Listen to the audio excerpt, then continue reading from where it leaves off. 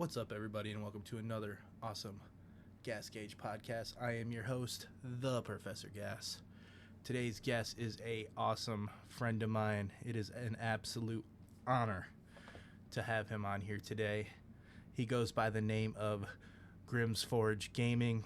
He's very well known on the Elder Scrolls Online, also on YouTube for how-to videos, how to get good tier, and also making iconic characters and loadouts. Let's get to it. This is the Gas Gauge Podcast. Boom!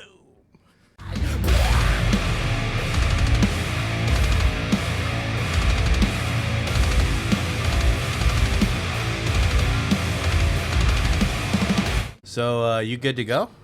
Yeah, I'm ready. Cool. 3, 2, 1. Everybody, welcome in Grimm from Grimm's Forge Gaming. How you doing, man? Good. How are you? Thanks for having me on. Dude, the pleasure is all mine, dude. It's such an honor to have you on here. Such a legend over in the ESO realm and Fortnite, but we'll save that for, another time. Go ahead and tell about yourself if you don't mind. Yeah, so I was a beta tester for Elder Scrolls Online. I've been there since the beginning, so they just recently had their 10-year anniversary. And I've taken some small breaks on and off through the years, like really rough patches in the game's performance or really rough patches in balancing, and kind of explored other things or got busy in my work life. And because I juggle a lot of things there, but basically been there from the beginning. I didn't PvP from the beginning or player versus player from the beginning. I started coming into player versus player about 6 years ago, we'll say 5-6 years ago. And, I was just kind of putting myself in a PvP atmosphere thinking, I'm PvPing, look at me. And I ran into a guy who really just kind of opened my eyes. I was down in Imperial City killing mobs like NPCs, right? Getting Telvar, and you don't make a whole lot of Telvar killing NPCs, like especially at that time frame when it first came out. But I'm in a PvP zone, and so look at me, I'm PvPing, and I kept seeing this guy run by. Scar 11 was his name, and his at name, and I would see him run by, and I was just like, oh, I don't know where he's going or what he's doing. I never talked to anybody. I just did my own thing, and I learned the sewers inside and out as far as every square inch of that place, where every mob spawns, to every boss, to the banner rotations. Like, I could tell you the mechanics, everything. So like I became this like PvE master down in a PvP zone. and so anyways, this guy, he said, hey, what are you doing? That Scar 11 guy. And I said, I'm farming Telvar. And he said, there's a quicker way to farm Telvar, right? And I'm like, what is it? And so he invited me to a group, and he said, just follow me. And so I'm like, okay. And so we go running. I had PvP'd before this, like doing Battlegrounds or PvP'd. Like you fight people even if you stay in the sewers, and you definitely fight people if you go up into the districts, but it wasn't like any formal or outnumbered type scenarios, right? So I go running with him, and we get all the way to the center where Moloch Ball is, and there's like, I don't know, 12, 20 people, something like that on the other faction. There was a lot. At the time, this was before they lowered the group size, right? So it was probably 24 people, and he just said, "Is your ult ready?" And I'm just like, yes. Like, are we really gonna go and try and fight that many people? And he just jumped right in, and he was an absolute beast. And I remember, I don't even remember if I contributed to the thing. I died. I remember having to run back, right? And I remember running all the way from base all the way back to where he's at, and he's still alive fighting these people. Okay, like, this guy is just really, really good. Anyways, we ended up wiping the group, and I can't remember if it was that outing or another outing, but one of my first initial outings with him, I came back to base with 60k Telvar. Holy And I was, crap. yeah, and I was just like, wow. And just for anybody that doesn't know, like if you're just killing NPCs and farming down the sewers, we're not even talking about bossing up top. You can clear 60k Telvar bossing up top, but there's a technique, or you know, you Yeah. need people with you. But to come back with 60k Telvar, that's a lot of farming for me. And so I came back and I was immediately hooked. And he said, hey, so here's the deal, like we need to work on your durability, maintaining your own heals. You need to be self-sustaining, be able to survive on your own, because if we're both able to survive on our own, because I was like, how did you do that? Like there's 24 people there and you're like, you were there fighting those people for like 5-10 minutes, long enough for me to run back, right? And it became a sustained fight for them, and they did not sustain well under the pressure that he was. And so when I got back, it tipped the scales and we won. And he just explained the nuances of PvP, maintaining your buffs, maintaining your hots, and then lining up burst, when to line of sight, when to block, like all these mechanical things. And so then I just started running with him and jumping into like really stupid things, and got better and better at surviving. And then I had this moment where I contributed. It was another same deal. I got killed very early, got back to the fight, and it was I came up over the hill, and he's fighting tons and tons of people, and I dropped my Destro ult. I'm on my sorcerer. I dropped my Destro ult right on him because he has like, I don't know, 10 people on him, and then I streak through them, which stuns them, and so they're stunned inside my Destro ult. And the Destro ult, I was using a Frost Staff, and it immobilized them, so they were stunned and immobilized, and before they could break free and dodge roll out, they died. And so we wiped the group. And you know So but then is that who we I have to thank? Is this guy that kind of formed Grim? Yeah, yeah. Wow, dude. Yeah, he was the first person that planted this seed, and then I had PvP'd with so many really, really skilled players. Yeah. And then I was kind of fortunate enough when we started our podcast, the Three Skeevers podcast, back in the day, Icy Fire Gaming, and he doesn't play any longer. I miss him. He's an awesome dude. He's doing amazing things out in the real world, like amazing things. But um, during that time frame, I was able to meet like the like best PvPers for pretty much every class or every play style, because we were inviting them to come on the show to give a little behind the scenes and you know content creating if they're a content creator, but also their thoughts on how do you do what you do on this class. And like an example was, there was this really really good Nightblade. I was a good Nightblade. He was the best Nightblade. And we dueled. This was all off air, but I recorded it. And we dueled 10 times, and he beat me 10 times, and it wasn't even close. Wow. Like, not even close.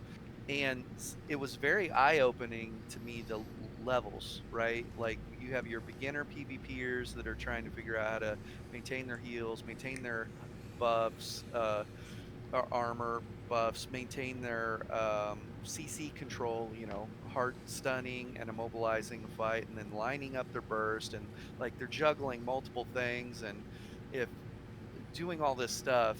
And that's like a beginner PvPer. Then intermediate PvPers, somebody that's starting to figure all that out and start to get a little better with the class, and they're a little bit more formidable when you run into them. And then there's the like stage 3 PvPer that is most of your elite PvPers that you can think of are a stage 3. They're not necessarily, the top 1 percentile, but they're just really, really good. And this guy was the 1 percenter. Grim Hollow was his name. And so as part of the show, we had him on the podcast, and I said, hey, can I train with you? I want you to give me like the secret sauce for the Nightblade.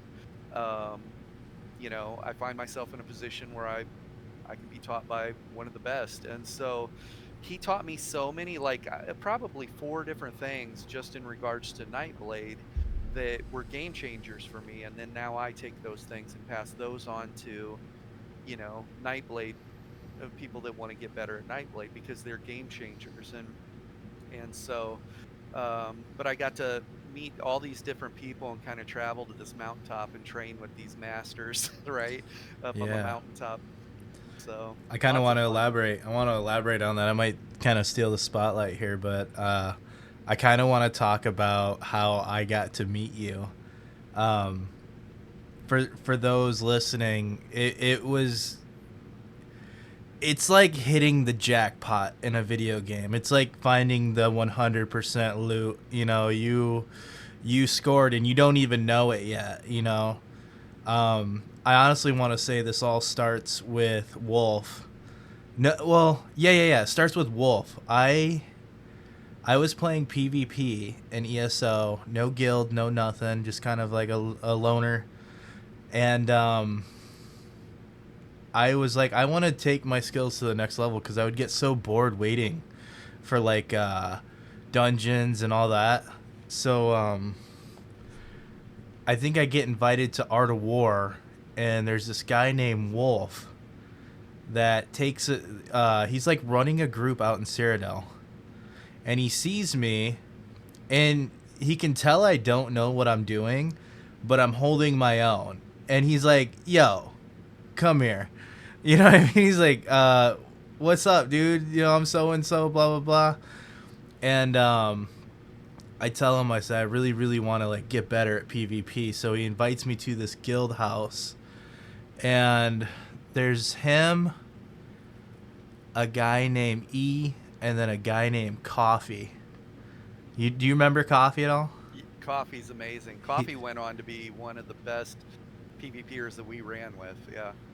so I go against Wolf, and he, like I said, I have no idea. You know what I mean? I'm a PvEer. I haven't really. I've like studied a couple videos. You know what I mean? But I'm just like, I'm just gonna figure it out. I'm real stubborn. You know what I mean? So I'm in there and I'm PvPing against Wolf, and I wipe him quickly, and he's like, I don't understand how you just did that. We're gonna run it back. I'm like, okay. So I go against him again, and it's more of like a prolonged, like he's ready now, because I think he was just gonna stay buffed. And and then I think I go against Coffee, and then those two get to talking, and they're like, hey, we need you to meet somebody. And I'm like, okay, you know what I mean? Like, what'd I do?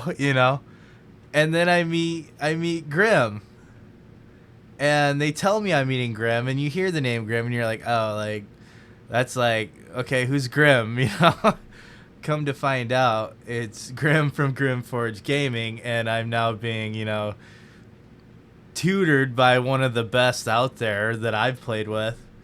And you really transform me into somebody. I want to say within a week, I was running with you, and I don't remember all their names, if I'm being honest, but man, they were like, dude, the Battlegrounds I used to play compared to your guys's were sweaty, bro. Yeah. Like, and you got me to a performance to where I don't want to say I was good. I was far from good, but I could definitely like hold my own. And it's nuts though, because like there's never in 1,000 years would a guy that's just like, I feel like PvPing today, and get to run with all those people. You know what I mean? Yeah. So Wolf's attended a couple of the full guild PvP training sessions that I've done, and Wolf's trained with me too. And Wolf enjoys playing off meta. Could he throw on the meta and dominate? Yes, but he enjoys putting together his own rotation, his own gear sets. If he could run stat based versus the proc set meta type stuff, he really enjoys that challenge for himself. But Wolf will occasionally find this diamond in the rough. And so when he messaged me about you, he said, hey, I have this guy, like, he honestly might be this prodigy PvPer.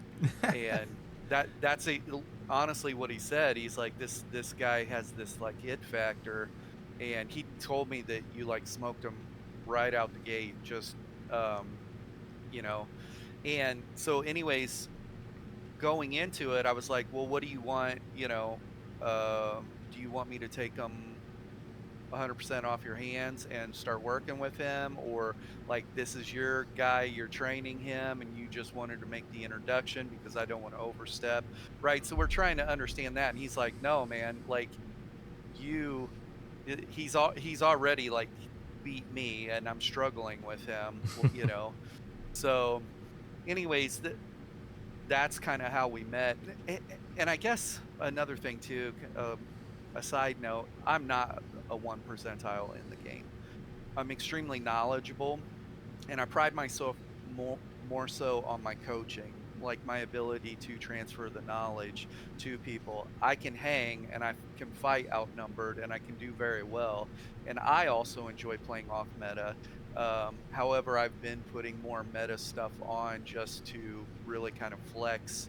You get tired of fighting and fighting the good fight and struggling against the meta because the meta is so strong, all the free damage and free healing or whatever. And so like Rotten and Papa and Q and all the guys that I run with that are really, really skilled Oh PvPers, yeah, yeah. It was you Q, know, not E. It was Q. Q, Yeah. yeah.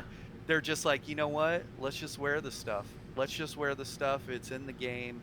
They're never moving away from it. And so that was a little bit of a hard process for us, is like making that transition from this, like it's kind of ruining the sanctity of PvP by adding this free damage, free healing. Like, how are you ever going to balance this game or balance PvP when you have all this extra calculations and proc sets going off and everything else? Like, we don't even have balance within the classes yet. So, and it also made kind of for a volatile atmosphere for me to train PvPers.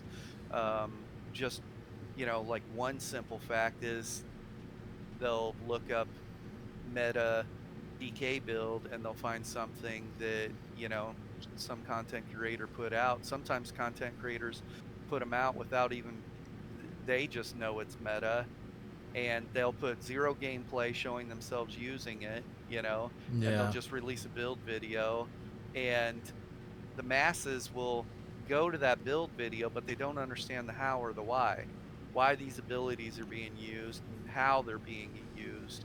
And then the new player will still struggle with this meta build, and then they'll tell the person that it's trash or whatever. So they have nuclear capabilities at their disposal, they just don't quite know how to use it yet.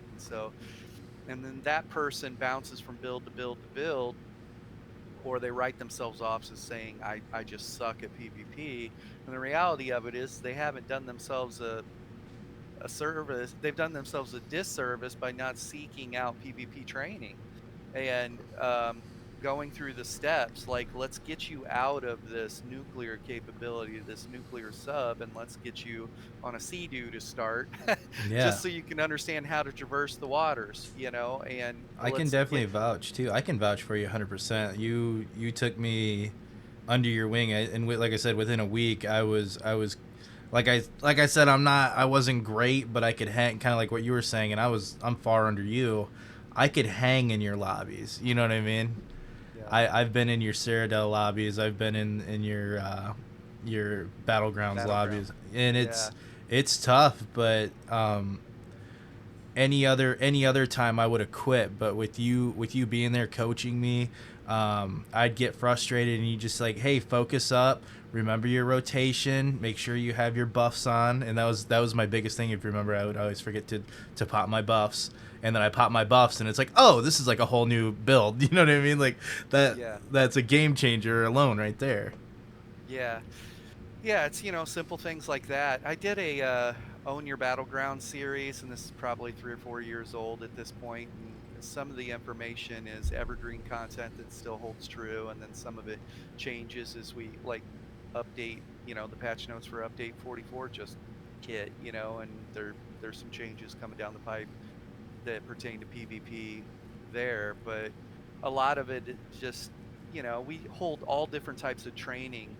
Um, Art of War was a guild, one of the guilds that I was training. And so what they do is they bring me in beforehand. I talk to the guild leaders, like, what aspect do we want to cover in this training session?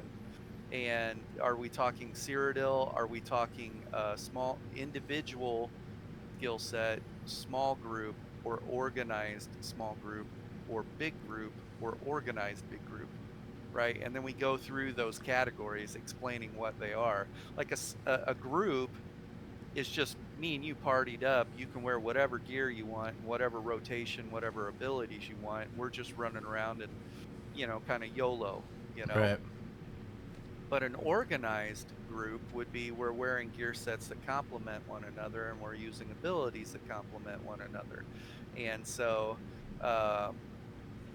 anyways, we talk about that and how you engage in fights and what's the purpose of engaging. Obviously, we want to kill this group or whatever, but how we do it is very, very important.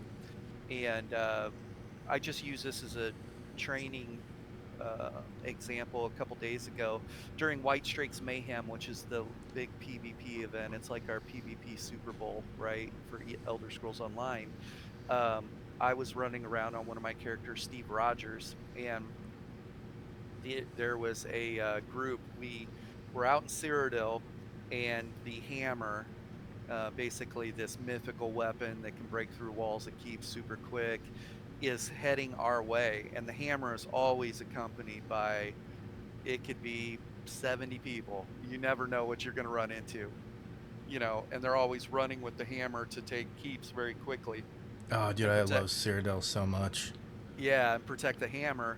And one of the training methods that we talk about is like, I'm a frontliner, and my job is to, when we clash with the front line of the enemy team, it's not my job to just stop and fight the first person I come to, because the reality of it is those are probably the beefy boys and girls too. Those are the tanks, or they're frontlining for a reason. They're going to have the highest health. They're probably the best skill set PvPers, right? They're trying to clear a path. Yeah. My job is to collide with them and then push past them and get into the middle of the group, or even push all the way to the back of their group and then turn around and push forward and pinch them between the rest of my group and me.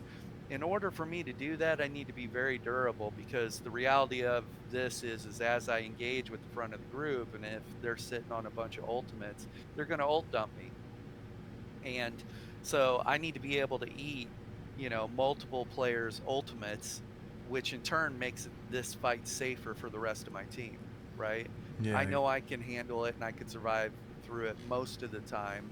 And so I have the best likelihood to weather that storm and eat those ults. And so a byproduct of me pushing to the front line and then pushing past them and either pushing into the middle or to the backside is a lot of players are very shiny, especially new players. And if they're running high health, but maybe they're not a intermediate to advanced PvPer, they will turn around and start fighting me and literally turn their back to the rest of my team that's crashing in. Yeah. Right. Yep.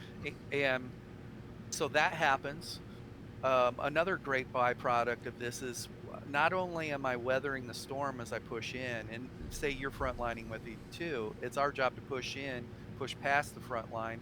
Our job is to spot and call out the healers. Anyone throws up a resto staff, starts healing the group, or if anyone is taking a lot of damage from the pressure that we're bringing, the damage that we're doing, like, ooh, here's a really squishy person.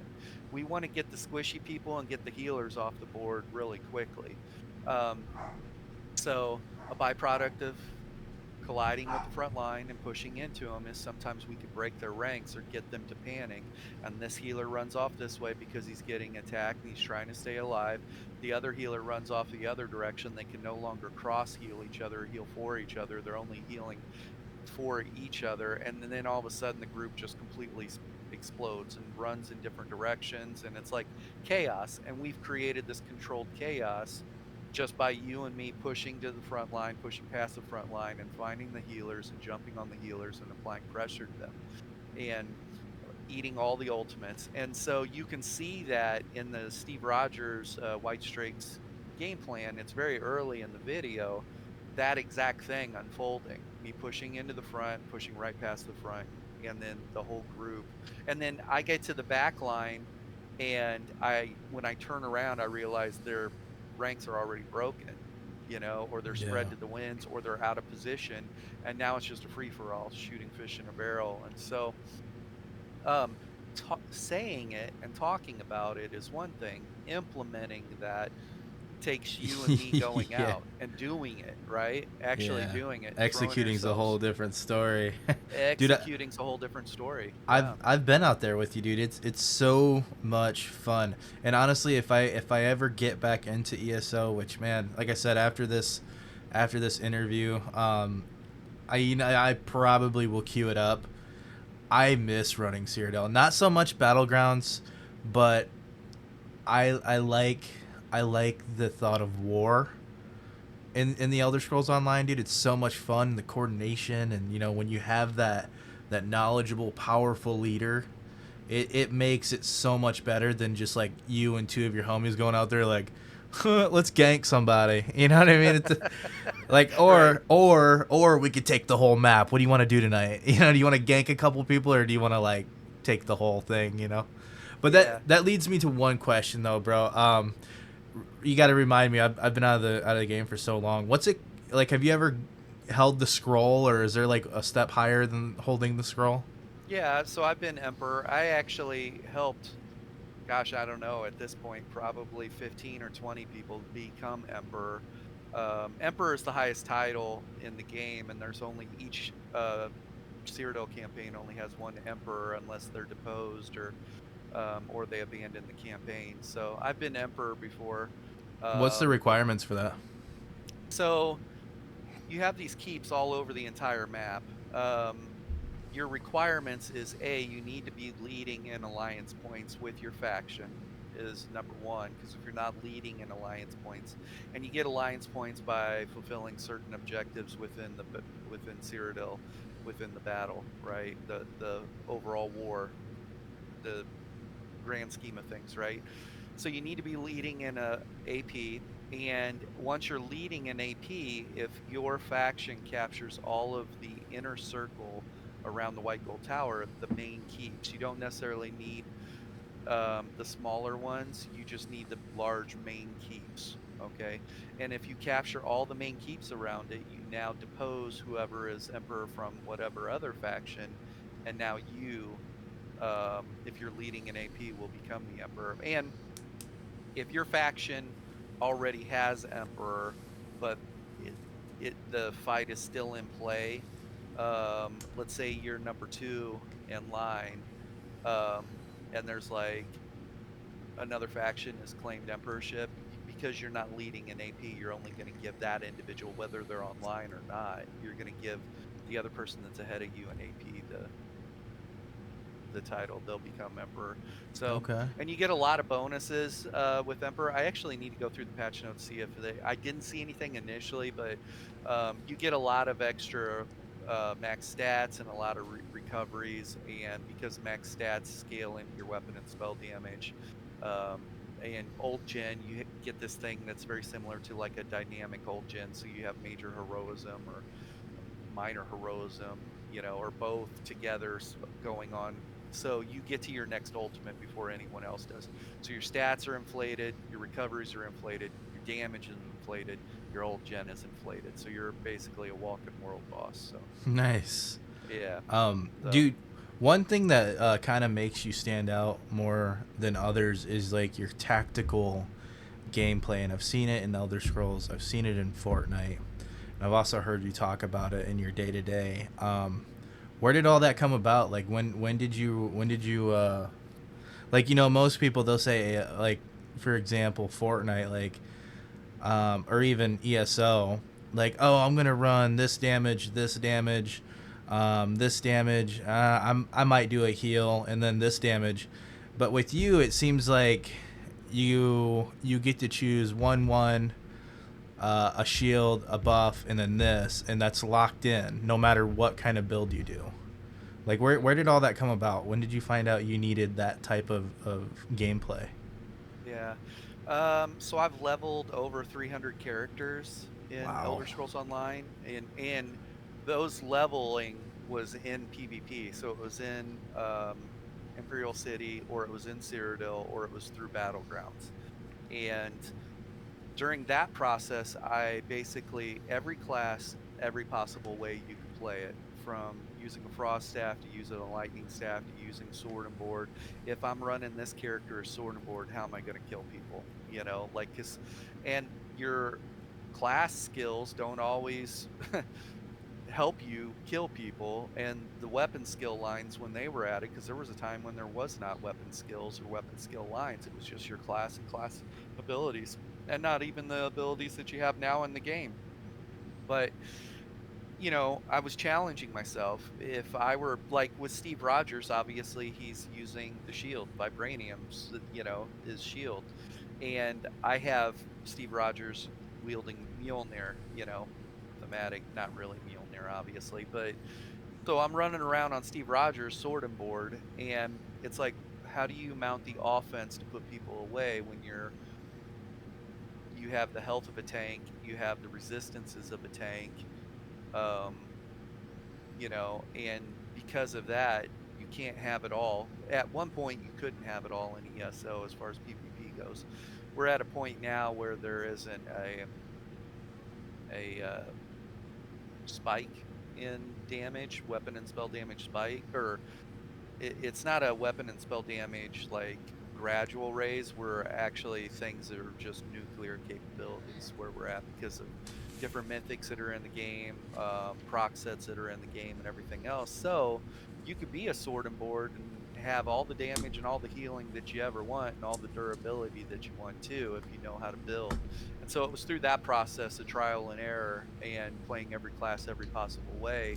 And then some of those things carry over to other classes. Once you learn the sword and board skill line and what works and how it works, now it's not so much mastering that, it's trying to figure out where and when any of those abilities might benefit you on this new thing that you're doing, you know, that's also sword and board, but it's a different class. And maybe you don't need any of the sword and board abilities at all because this class just has a really, really functional kit, you know, and I'm only using the sword and board for its passives, or, you know, I'm using it for a back bar like a buff bar for, you know, when I'm on my back bar reapplying my buffs and I'm holding block while I'm reapplying my buffs, I have the most damage mitigation possible while I'm reapplying that, you know, and Right. so it's through that trial and error, and then also PvPing with a bunch of, you know, demigods in the game. Like, just been really fortunate to know everybody. Like when I first met Rotten,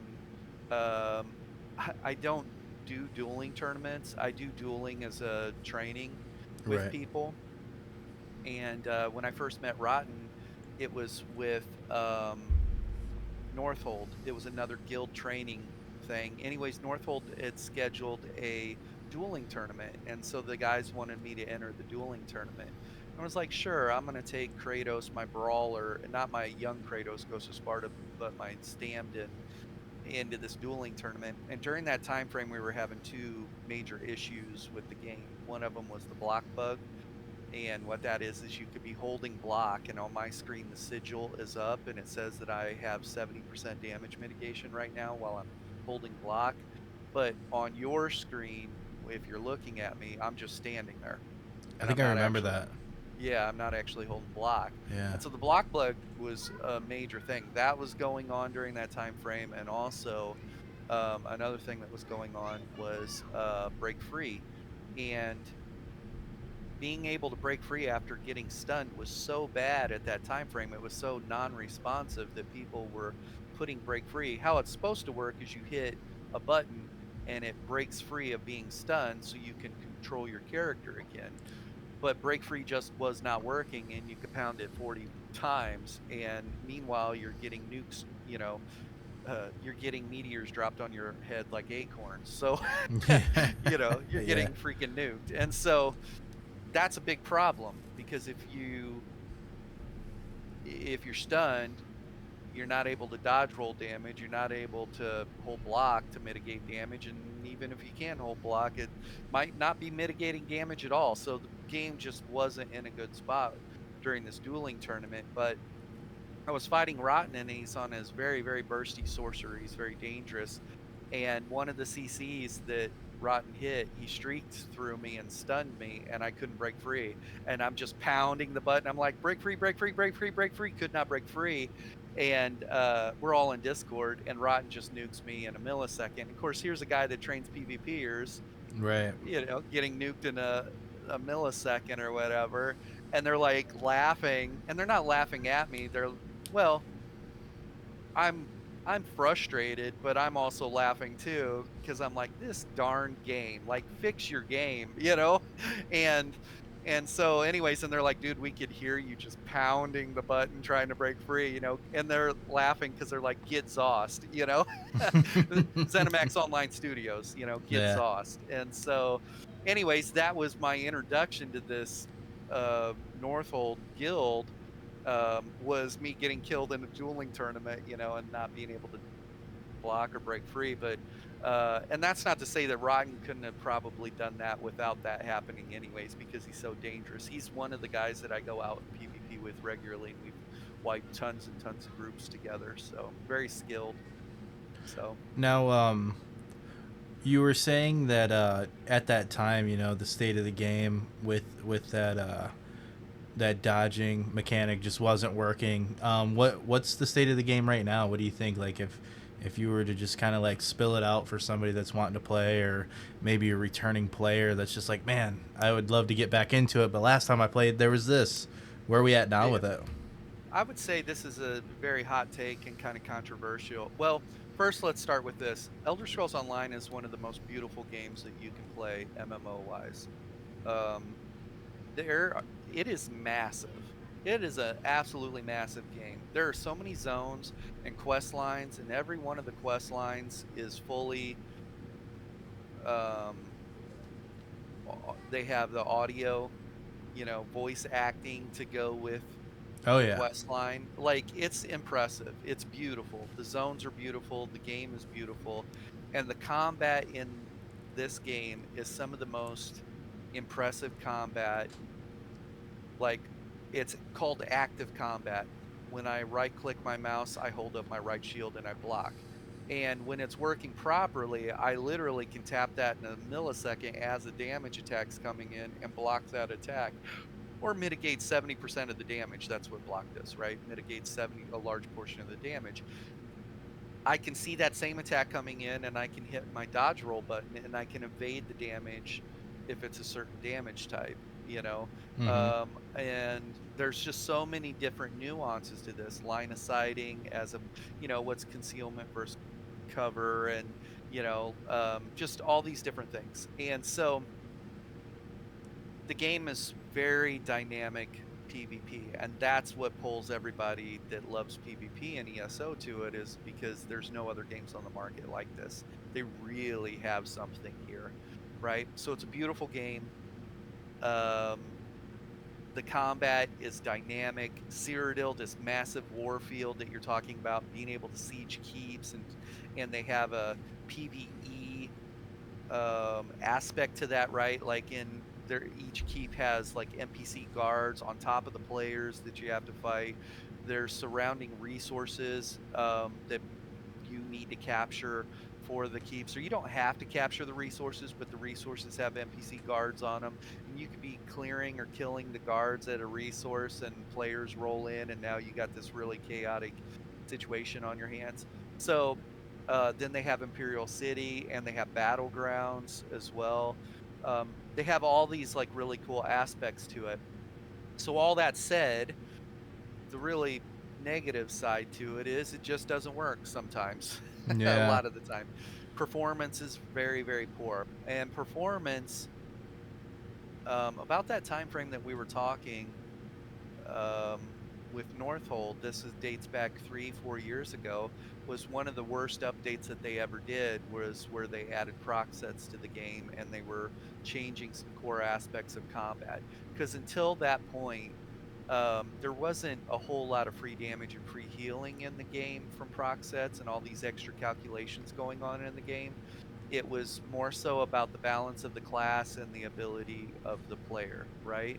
And that, in my opinion, was a much more healthier time frame for newer players, because once they learn those mechanics of PvP, those basics of PvP, they would immediately see a change in their ability to stay alive longer or kill people, right? There were not all these extenuating circumstances or ifs and whens and variables, right? There weren't so many free damage, free healing proc sets and all this craziness. It was very, um, a very refined. It was just a very good PvP situation, right? And then as they started adding more and more proc sets, now they'll tell you that proc sets are not adding to the calculations, but when I talk to developers, not necessarily with ZOS or any of them, but when I talk to people that work in development or coding, they're like, there is no way in hell that you can have 640 proc sets in a game and each one of them doing it has its own ifs and whens and variables and calculations, and those calculations, like when my 5-man group, just as one person, when his 5-man group runs into this person's 5-man group and they're wearing different armor sets and different all these calculations going on don't bog down the system, which is why, paired with running into ball groups, which are the highly organized groups, small groups, people that are in comms that are all wearing armor sets that feed into one another's weapon and spell damage, or cross healing or heal stacking or ult gen, um, or it allows them a movability so they can't be stunned or snared or immobilized, and they're just this wrecking ball of destruction, right? There is no way, like when you get close to those ball groups, you know when you're getting close because your game starts lagging, and it's because of all the calculations going on. Right. And just that right there tells you that proc sets are the problem. And they said that they're not, but they are. And the reason that they're saying that they're not the problem is because they're attaching these proc sets and mythics and everything to their new latest greatest thing that's coming out, the next new DLC that's coming out that they charge full price for, right? You can pay Uh-oh. for a monthly pay to play, a monthly subscription that's supposed to give you access to everything Elder Scrolls has online, but every time a new um, DLC comes out, you don't have access to that until the next new DLC comes out unless you paid for it, right? So Okay. those people that have access to that get the new greatest mythics and proc sets and everything. And I just recently did a video about this. I still love the game, but that is literally the definition of pay to win. 100%. Yeah, I couldn't 100%. I couldn't agree more. Right. When you pay, if you look up the definition, when someone pays for something and they have an advantage over someone that doesn't pay. And so people will get into the like minutia, the fine wordy part of it, and they'll be like, yeah, but there's sets that are currently in the game that still allow you to compete. And I'm like, look, it's not pay to compete. It's Right. pay to win. It's pay to win. Pay to And they'll participate, also man. say that that's pay to play. Yeah, they're like, that's not pay to win, that's pay to play. And it's like, no. No, no, no. Everyone paid to play, because even your Elder Scroll, everyone that bought the game, unless you're one of these people that got the game 100% for free and you only have the base game, right? And you're not ever going to pay for anything more than that, right? Yeah.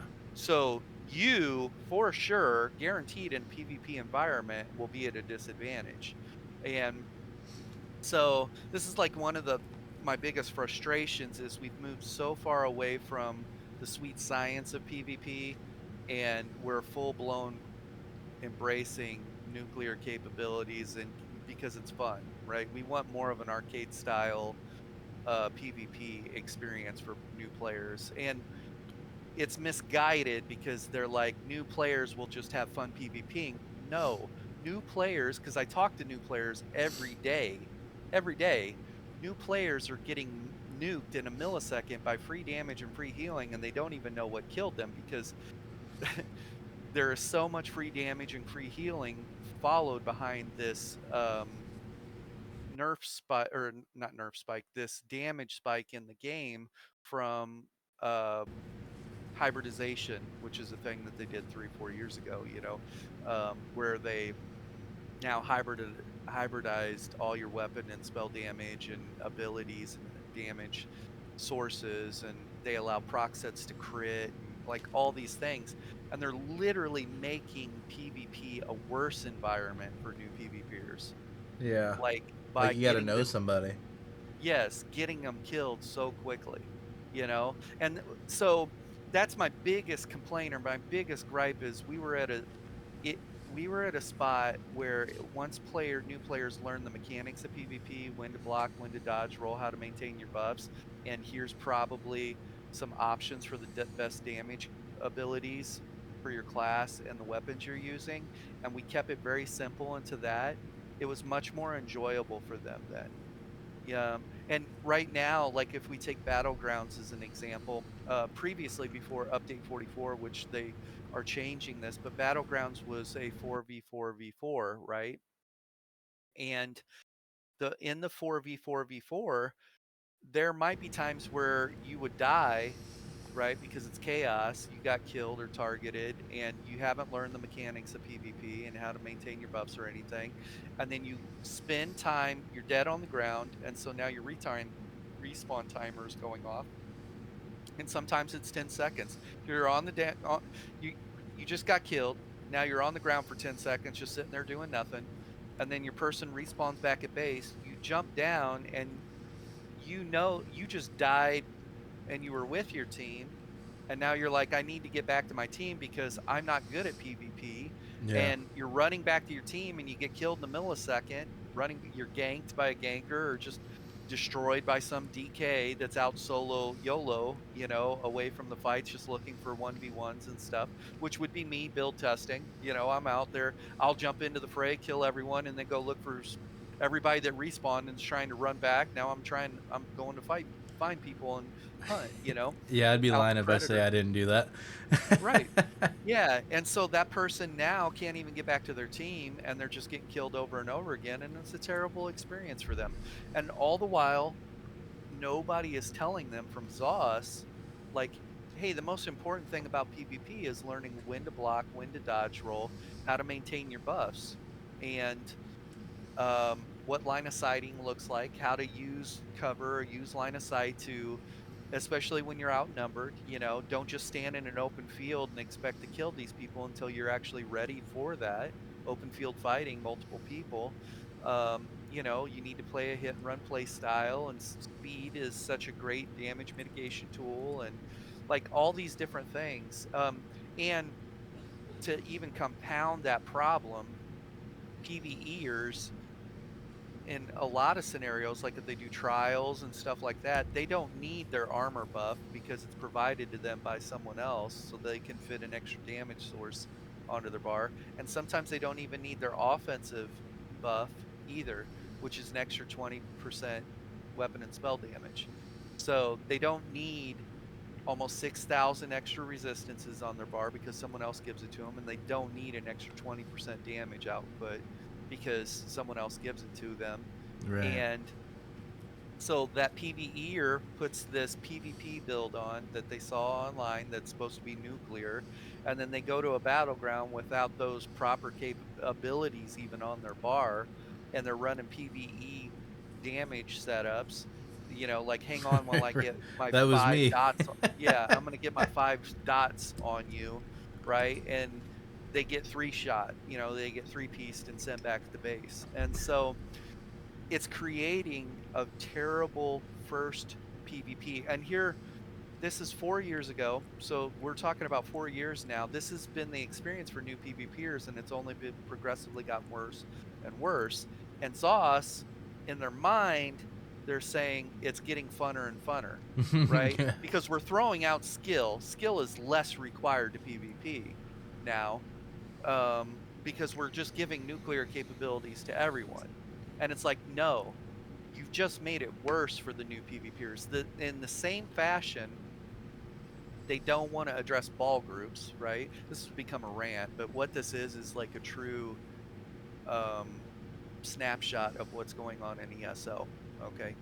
PvP wise, they don't want to address ball groups and uh, and nerf the ball group situation, because it's a group of people PvPing and they know that it's causing and acknowledge that it's causing performance issues within their game, but they don't want to hurt that play style, right? Right.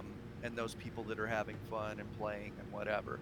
And so they're not going to do anything against the ball groups, but they want to give everyone else a chance. So what they do is they give you armor sets like Dark Convergence and Plague Break that have the nuclear capabilities to kill ball groups, right? If it's a bunch of people stacked up together, you could actually kill them. The problem with this is you just now gave that. It's not like the ball groups are not going to use those armor sets themselves. You literally just gave the ball groups nuclear capabilities. They're going to see Right. these sets and say, well, we're killing a bunch of people, even though there's randoms or solo YOLOs or small groups, less organized small groups. We're killing a bunch of people, so we might as well use them. And so it's the absolute wrong approach to trying to take care of ball groups. And so what I keep seeing as PvP trainer in this game is consistently terrible decisions being made by the combat team, right? And it's always in the guise of, this will be more fun, this will be more engaging, this will Right.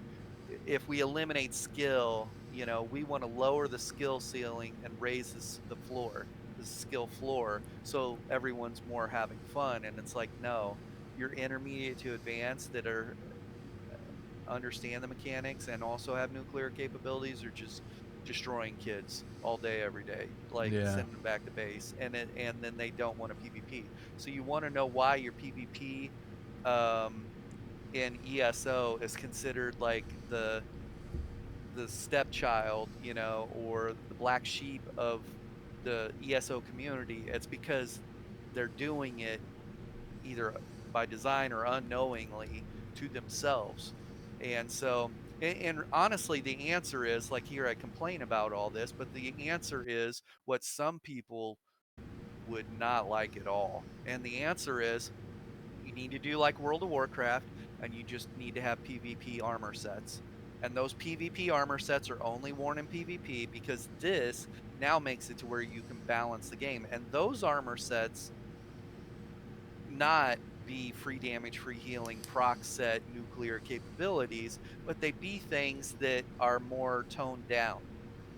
Given, in the right hands, that armor set is dangerous, but it's not because the armor set is dangerous. A little bit. It's because I know how to use the armor set properly, because I have the PvP understanding of mechanics. And if they take the game in that direction, what'll happen, and they start focusing on training PvPers and not getting them nuked right out of base, or not giving them false hope, copium or hopium or whatever. A perfect example of this is, I just watched a video review of Summit, the content creator Summit. Mm-hmm. Summit is huge, one of the biggest content creators in the world. Summit comes to ESO PvP and he gets dunked on, just destroyed. And he's like doing this video and he's fed up, right? And he's ranting. And he's like, bro, I'm not going to lie. I'm not going to sit here and not tell you I didn't watch these kids, these guys out there 1vx and going, I want to do that. I want to do that. And he's like, I'm telling you right now, ain't going to happen. I've been PvPing for a month and I'm still getting squashed and destroyed, Yeah. And just so you know, it takes more than a month. It takes That's more than a year, I think that's you the know? biggest thing out there. And, I was a prime example of that is, I wanted, okay, so I met Graham and I met all his homies. I want to be a PvP god now, and that's like, yeah, you could literally give somebody the best everything. And, you're only going to go so far with it until you get that time. You know what I mean? You gotta put the time out there to get better as well. Yeah, time and seed. And, there's that, like, proper armor set, proper rotation, and then practice with it, right? Learning the PvP mechanics. There's another whole side to it too, and it's like human nature. And if you think about, and maybe this didn't happen for you, but I would say you would be a rare breed if it didn't. but a lot of people, when they enter combat, even though it's combat in a video game and somebody's trying to kill them, they get fat fingered, their hands start to shake, there's a little Oh bit of god. an adrenaline rush, Yeah, I played right? controller, dude. I mean, I was already fumbling right there. Yeah, yeah. A, that human nature and combat does that to people. The only way to conquer that, because people are like, dude, I don't know how you hit those combos that you're hitting on people and just, bing, bang, boom, and they're dead in 3 hits. And it's like, drillers make killers, man. Yeah. Like, I literally have done this a million times. So if you want to be able to do what you see in the video, which is another topic altogether, but if you want to be able to do that, you have to start drilling it. And you need to start drilling it. We can set up, we start setting up a controlled environment where you can drill it, get the rotation down, and then we, dip your toes into water. Or like with you, we're just like, hey, we're going to take you on a crash course. We're going to go out here and jump into Throw me to groups. the And sharks, bro. yeah, throw you. Absolutely. I could take it. I took it pretty Yep. good, man. You really did. You did. Like this prodigy PvPer that, Wolf had said you were. And so you hung with us and you picked up on things and you followed, you just Ask the did right really questions, well. man. You You gotta ask asked the right questions. questions. Yo, Yeah. so I remember the first couple sits I did in your podcast. For those that don't know, I go by Hagrid the Dragon on there. But I was sitting there listening, and then when I was like, okay, just probably scrolling my phone, and then I hear, hey, there's a new guy out there, Hagrid the Dragon. You gotta watch out for him. You know what I mean? I got up so fast and like ran across the house that my chair was still spinning, bro. I was so hyped. I was like, "Oh my Yep. god, he said my name, dude!" It was so nuts. But Yeah. hey, I got a couple more before we split this. We can always bring you back for a part two. Yeah. Real Yeah. We real do quick. training in Fortnite as well. That's a whole other. I just did a training last week on that. Trained some people. Real quick. Have you ever thought about applying to ZOS, or maybe like just getting into like discussion forums, or I mean, I guess you said you do know some of the developers and stuff, No. or you talk All to I them. No, all I would do previously is I would talk to other content creators that are in contact with them. Okay. I would say I'm too small to know any of them. Now, that said, I probably could go to here's the thing. They just had in San Diego, um, just had or are, maybe it was this past weekend actually. In San Diego, they had a 10-year anniversary meetup, and Brian Wheeler, the lead combat designer, was there. And in my mind, I'm just like, I I'm just like praying on this, right? I'm like, I think it would be so cool to meet him and to sit down and just have a talk with him about PvP and my experiences in Elder Scrolls Online, PCNA, and EU, because I train guilds and players on both servers, and we've even trained PvPers on console as well. But and explain to him what we're running into and what we're looking at, and not judge him on his decisions that he's made to this point, and just talk about healthy PvP moving forward. And some people will it's always the super vocal person. Like I had one person that commented on one of my videos and they said, fair play in PvP and ESO does not need to exist any more than fair play in the real world. And if they do the changes that you talk about, I will no longer play this game. And my response to that was, tell me you like PvPing with an unfair advantage without telling me you like PvP with an unfair advantage. Yeah. Right? That's somebody that is using an exploit or has found something or is doing something and they don't like change or can't change. And so is it unreasonable for me to ask for balance in the game and to lessen nuclear capabilities and to make it easier onboarding for new PvPers? I don't think so. No, not at all. And I'm asking this from a position of no. A lot of people, like that guy that has his own opinion, has he been training PvPers for 4 years? Probably not. Like, spoke to thousands of PvPers, thousands. Yeah. Probably not. That's his own personal opinion, but he's very loud and very vocal, right? And so therefore it's got to be true. And so my thing is, I probably come off as looking hostile when I release a video that says ESOs pay to win. Right? I'm probably not the first person that they're going to run to and say, "Hey, we've been looking at Nightblade changes. What's your thoughts?" You know? But the reality of it is this: I don't want to homogenize every class and make every class play the same. Because look at what I do. I play thematic characters and put myself in I purposely play off meta, weird play styles and try and be able to kill people with it. Because if I put the meta on, I already know what happens. And that's just not fun for me. Right. It's not about just winning. It's about winning in a unique way. And, and if this is Ghost of Sparta Kratos with the Blades of Chaos, what abilities would he use? And what would his gameplay look like? Which class would he be? And how can I recreate that? If this is Steve Rogers, what class would he be? What abilities would he use? And I'm like nerding out on you. And so, anyways, getting back to Brian, I would love to sit down with him and just tell him, here are some things with every single class currently in the game when it comes to PvP. Like, let me just give you a couple right off the cuff. A couple things. There should not be any armor sets or abilities in the game that break CC immunity rules.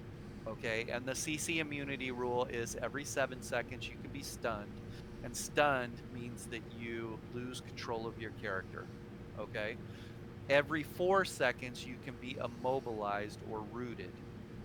Okay, the real problem with this is when you go up against an intermediate to advanced player and they're using both stuns and immobilizes, you don't even get to play your game, because every 3 seconds you're getting immobilized and every 7 seconds you're getting stunned, and every single time that comes around you're lining up your burst and bursting on people, which in turn puts the new player on their defensive, like trying to heal from all the crazy damage and break free from the slows and the mobilizations and the roots, and it just gets new players killed. Well, now there are armor sets and there are abilities through scribing and skills in the game that ignore the 7 seconds. So now I can be pulled, which should give me CC immunity, and it doesn't, and then turned around and stunned, and then turn around and immobilized. And and guess what? In 4 seconds, I'm going to be immobilized again. I can't even play the game. Yeah. I can't even play the game. And so that's one thing. You cannot break this rule. And if anything, I would extend the CC immunity window so people could actually play more. They could actually fight more, right? Because right now, stuns and immobilizations and pulls and roots are being overutilized, and I don't want to say exploited, but they're being exploited. If you go to Cyrodiil and you even get remotely close to a ball group, if they're not running over you like a mower, you're getting pulled into it. Stunned, immobilized, slowed, rooted. Guess what? You're dead before the game even knew what happened to you.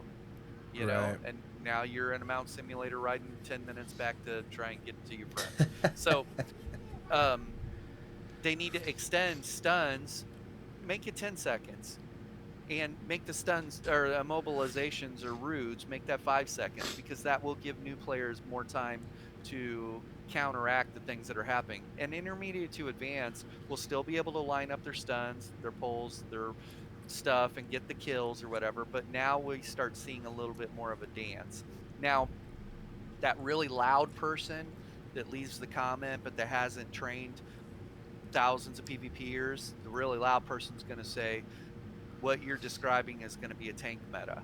And so if we were to just do those things, it probably would start leaning towards tank meta when newer players are able to survive longer. right? Yeah. But one of the other things, this is the another topic that I would attack, is called heal stacking. And right now, as an example, um, let's say I use this radiating regen heal on myself, and it heals me for, just for the sake of math, 1,000 health per second. Okay. If I were fighting someone one-on-one, they could probably outdamage 1,000 health per second coming in, right? And that's just Right. me hitting one healing ability, all right? So their damage could probably overtake 1,000 health per second. But let's say you and I are in a group together, and you're using the same ability, and it hits both of us. And so now we both have 2,000 health coming in a second, right? And so now all of a sudden it gets a little bit harder for that person to outdamage that. And this is just with the press of one button for you and I. But let's say we're in a group of 5 people. I now have 5,000 health coming in every second. Oh, wow. That person is not going to be able to outdamage 5,000 health per second, or if they do, it's going to be very slowly, very slowly. And so there's one aspect of the window, or like one side of this, that says, well, that aspect will keep new players alive. Well, that might keep them that might keep a new player alive, like with training wheels coming along with the group, but it still doesn't teach them the mechanics of PvP, right? The core fundamentals of how to maintain your buffs, how to line up your bursts, and how to kill people, right? So they're Right. just kind of running around, and they're like this healthy meat bag, right? They have 30, 40, 50k health, but they can't do any damage, and they're just, and they're the person we leave until the end, and we kill all the other people because, we just recognize that person as the tank. And so, but the heal stacking is a real problem. Now, the thing about it is, if we have 5 people in our group, and that's all the press of one button, let's take a second heal, and it very quickly goes from 5,000 health a second. Let's say now you're hitting 2 AoE heals, right? Hots, heals over time, with the press of 2 buttons before you go back to fighting. We now have 10k health coming in every second for the duration of that. And it wasn't really hard for us to activate it. It's part of our rotation. I hit my ABC or my XYZ button for damage, and then I reapply my hots. Like, it's not hard to do that. Now imagine this, you have a group of 12 people in an organized ball group all doing that. With the press of one button, they have a minimum of 12k health a second coming in. With the press of 2 buttons, they got 24k health coming in a It's second. toxic. Now, let's add a third button. The third button is an AoE shield thing. We just get this from scribing, right? It sends out a 9k AoE shield on top of everyone's health.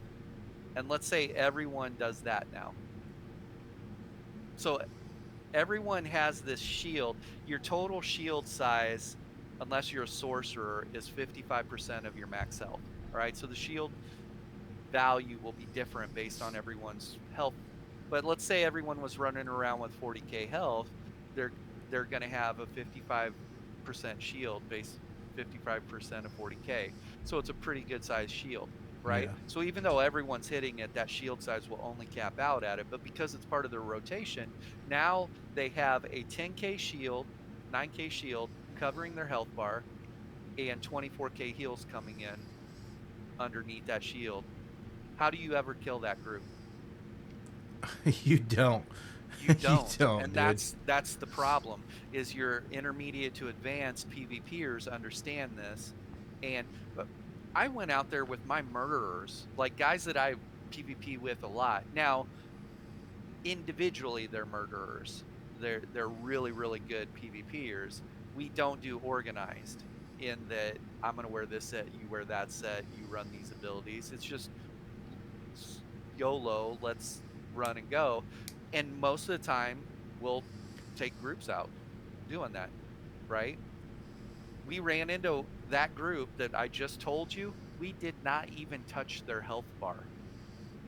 We didn't even touch their health bar. There was so many shields stacking and so many health. So I guess the state of PvP is that's the direction of it. And Zoss is running towards that by, putting these things into the wild, making these things. There's zero balance or thought process put into it. It's just what is fun. Because if it's fun, people will want a PvP. And it's like, no.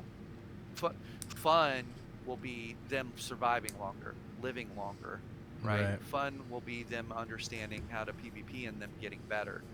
That's what fun will be for them. So, I don't know. I would love to talk to Brian though and sit down and go through all these things and just be like, I could introduce you to it. This isn't like somebody said this, you're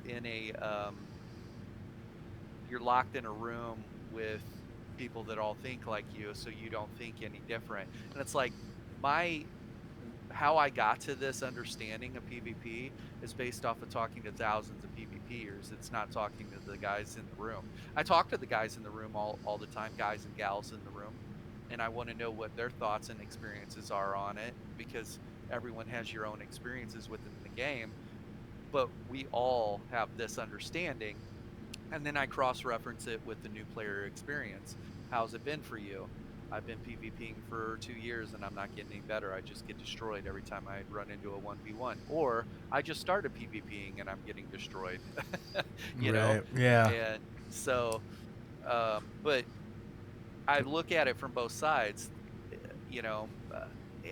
Another thing too about that is the intermediate to advanced PvPers will not be happy if you take something away from them, which is what you'll be doing if you were to take proc sets away from them. And you told them that you can't wear your Tarnished Nightmare, you can't wear your whatever, which Tarnish just got a nerf. Now it procs after every 1.3 seconds after you initiate, after it's off cooldown. So that way there's a little bit of counterplay. Congratulations, we're learning, but it's still free damage, coming. You want to see how silly Tarnished is? Go watch my Gambit gameplay where I queue in for a Battleground. I think it's called Gambit the Boom. And I queue into a Battleground on a Nightblade. And since proc sets can crit, I'm using one of the most broken abilities coming from stealth. And by the way, I'm wearing Tarnished and I'm wearing Vicious Death. So if I kill anyone, they explode and do damage to people around them. And I'm just showing how broken. Within the first minute, I probably have 5 kills. Oh, wow. So, but I would like to sit down with them and just like, look, if you're going to attach these, I'm not saying don't attach proc sets to your next new greatest DLC thing, but I'm saying that you need to have a PvE side, you need to have a PvP side, and you need to get rid of all the calculations, all the procs in the PvP atmosphere, and make it less gimmicky, because that's what PvP very much feels like. It's very gimmicky. How many times can you get pulled? How many times can you get immobilized, stunned, and rooted before you get killed by the guy standing next to you? And let's take it back to the fundamental PvP, player versus player. It's my class and my skill versus your class and your skill, and that would be way different.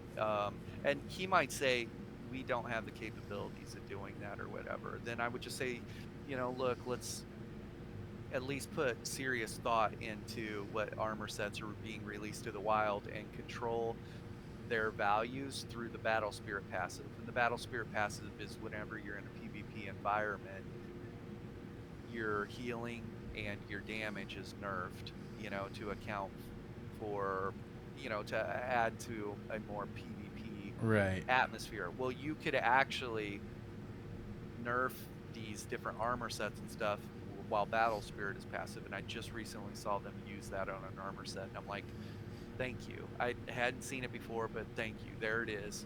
While Battle Spirit passive is present, this is only 5%, not 15% or 20%, So they could do it. They just need someone helping guide them towards that, So maybe he'll see this. I hope he does, because I plan on sharing this in my Discords and all the Discords that I'm in, and I hope that like Nephis Nephis does a review of this on his channel, he always goes and listens to different things and Yeah. kind of gives his two take. I hate the fact that they got rid of the class rep system, because this was some of the highest skill set individuals within ESO giving their 2 cents on what's working and what's not, what needs balance, what doesn't. And Zoss wrote it off as ineffective, whereas I talked to some of the class reps and they're like, no, I have my laundry list of things that need to be done. They're just not getting done, and it's like, okay, ineffective or just not what you want to hear. Right. Like we Yeah. got rid of the class rep system, or not feasible because something comes down the pipe and it takes 2 years to put it implement. I remember a time when we had incremental fixes in the game. Like on a Tuesday, the server would go down and they would fix things. Like I reported a particular armor set. uh, I reported a weapon in the game right now. This thing's still in the game. I don't use it. This thing is still in the game, and you can get infinite amount of pin with this weapon. Oh wow. The longer you PvP, the more you will build penetration, and you can get infinite penetration with this specific weapon. That is And nuts. I reported this thing 3 months ago, and I have video, and I don't want to post the video on my site because then they'll be like, you're banned, Oh and it's yeah. like, you know, showing an Yeah. exploit, and it's like, Yeah. Exactly. God forbid you point something out and you give them proof, and then you're the bad guy at that point. right. And I know for a fact that there's full groups running around with this, exploiting it. There's multiple people exploiting this. Won't, not telling people. So, and I came across this in one of my PvP training sessions. So, Oh wow. Well, yep. speaking of the training, one last thing, man. How do I don't know, like if this does reach a bunch of people, how do they get this training from you? Like, what's the process?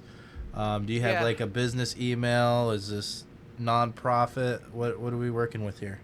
it's free. I do the PvP training for free based off my availability and their availability and what they're looking for.